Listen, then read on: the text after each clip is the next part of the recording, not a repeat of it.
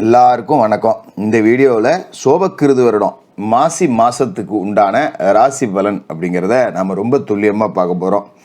அதாவது இந்த மாசி மாதம் அப்படின்னாலே எல்லாருக்கும் ஞாபகம் வர்றது பார்த்திங்கன்னா மாசி மகம்தான்.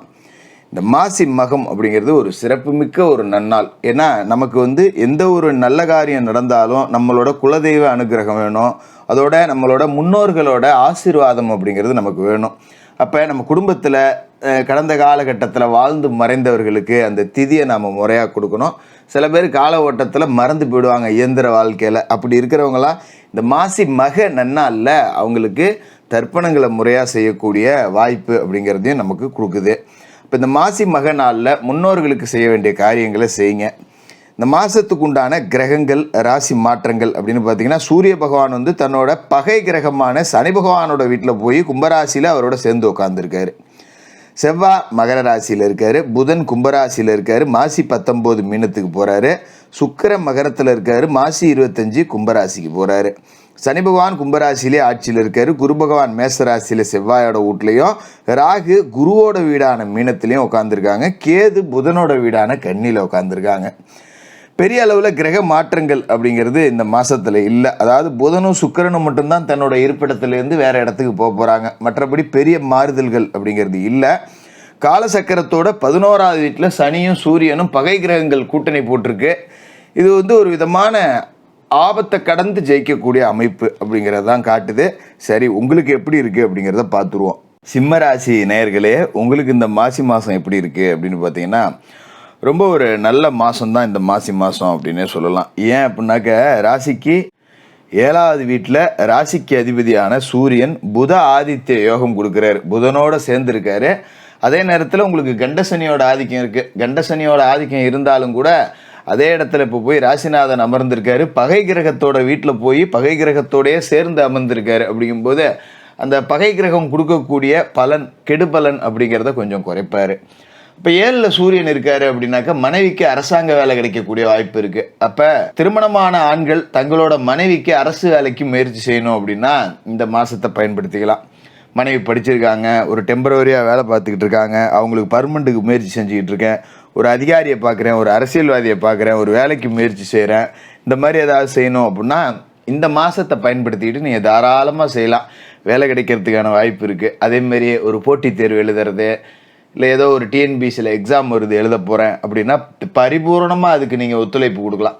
நல்ல வேலை கிடைக்கக்கூடிய வாய்ப்பு அப்படிங்கிறதும் இருக்குது.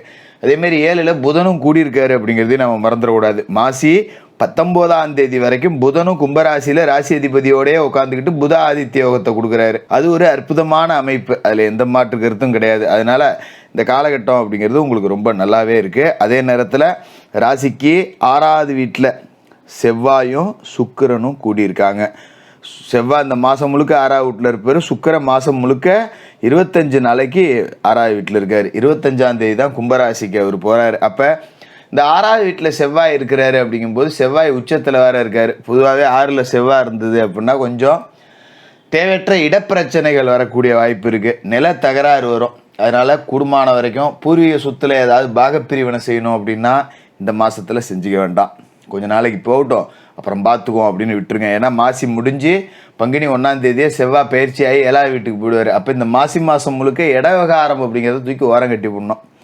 அதுமாரி ஏதாவது சொத்து நமக்கு கேஸில் இருக்குது, வழக்கில் இருக்குன்னா கூடுமான வரைக்கும் அதை அப்படியே இழுத்தடிச்சிங்க. ஏதோ ஒரு காரணம் சொல்லி வக்கீல்கிட்ட மனுவை போட்டு வாய்தா போட்டு அப்படியே இழுத்துக்கணும். இப்போ இடம் சம்பந்தமான தீர்ப்பு நமக்கு சாதகமாக வரக்கூடிய வாய்ப்பு இல்லை அப்படிங்கிறதால கூடுமான வரைக்கும் கொஞ்சம் தள்ளி போடுறது அப்படிங்கிறது தான் நல்லது. அதுமாதிரி ஒரு நிலம் இருக்குது, அண்டை எல்லா வகையில் பிரச்சனை இருக்குது அப்படின்னா நம்ம அளந்து வேலி போட்டுக்கிறது நல்லது. இதோட நம்ம அத்துப்பா அப்படின்னு பக்கத்து வீட்டுக்காரனையும் வச்சுக்கிட்டே ஒரு சர்வேருக்கு பணத்தை கட்டி அளந்து வேலி போட்டு வச்சுக்கிறது நல்லது. இது மாதிரி கால்நடை வச்சுருக்கவங்க கொஞ்சம் கவனமாக இருக்கணும். ஆடு மாடு போய் அடுத்தவங்க கொள்ளையில் மேய்ஞ்சி பிடிச்சி தேவையில்லாத பிரச்சனை வரும். இந்த மாதிரி விஷயத்தில் தலையிடக்கூடாது. இது மாதிரி ரியல் எஸ்டேட் பண்ணுறவங்க கொஞ்சம் கமிஷன்லாம் வர்றதுக்கு தயங்கும். இடத்த முடிச்சு கொடுத்துருப்போம், கமிஷன் நமக்கு தரமாட்டான், இல்லை நமக்கு தெரியாமலே எங்கேயாவது போய் பேசி முடித்து இடத்த விற்றுக்கலான்னு பார்த்துட்டு போவாங்க. அதனால் கூடுமான வரைக்கும் தரகு கமிஷன் ஏஜென்சி இருக்கிறவங்க கவனமாக இருக்கணும்.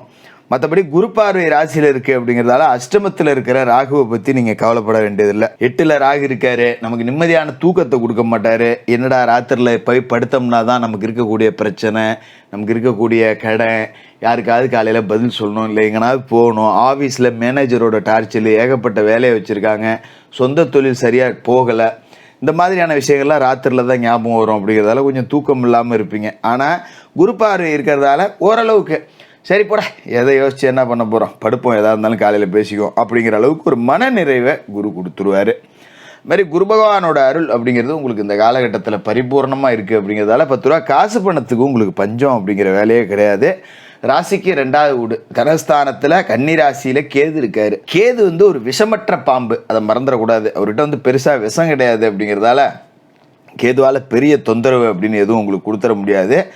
இருந்தாலும் கொஞ்சம் மனைவி வழியில் பார்த்தீங்கன்னா ஆன்மீக நாட்டம் அதிகமாக இருக்கும். அடிக்கடி கோயில் குளத்துக்கு போகணும், அங்கே வேண்டுதல், இங்கே ஒரு வேண்டுதல் வச்சுருக்கேன், ஏகப்பட்ட கோயிலுக்கு நேர்த்தி கடன் இருக்குது, செலவு பண்ணணும் அப்படின்னு சொல்லி கொஞ்சம் ஆலய பணிகளுக்காக செலவு பண்ணுற மாதிரி இருக்கும். அதுக்கு ஒரு விதமான சலிப்பையே உங்களுக்கு கொடுக்கும். ஆன்மீக செலவு பண்ணுறது தவறு கிடையாது. ஆனால் காசு இல்லாத நேரத்தில் வார இங்கே மொட்டை அடிக்க போகணுங்கிறா, இங்கே பொங்க வைக்க போகணுங்கிறா அப்படின்னு ஒரு சலிப்பு இருக்கும். அதுமாரி சொந்த பந்தத்துலேயும் நிறைய விசேஷ நிகழ்ச்சி நடக்கும். காது குத்து, கெடா விட்டு அப்படின்னு கோயில் சார்ந்த விசேஷங்கள் நிறையா இருக்கும். 10 ரூபா செலவு பண்ணுற மாதிரி தான் இருக்கும். அதில் தப்பு கிடையாது, நல்லபடியாக இருக்கலாம். அதுமாரி வேலை செய்யக்கூடிய இடத்துல ஒரு மன நிறைவு அப்படிங்கிறது இருக்கும். குரு பார்வை ராசிக்கு கிடைக்குது அப்படிங்கிறதால என்னதான் நமக்கு வேலை போல அதிகமாக இருந்தாலும் கூட இருக்க ஊழியர்கள் கொஞ்சம் ஆதரவாக இருப்பாங்க. மேல்மட்ட அதிகாரிகளோட ஆதரவு நமக்கு கம்மியாகவே இருந்தாலும் கூட கீழே உள்ள ஊழியர்களோட ஆதரவு அப்படிங்கிறது ரொம்ப திருப்திகரமாக இருக்கும். அதனால் ஒரு பணிச்சுமையே இருந்தாலும் உங்களுக்கு பெருசாக தெரியாது.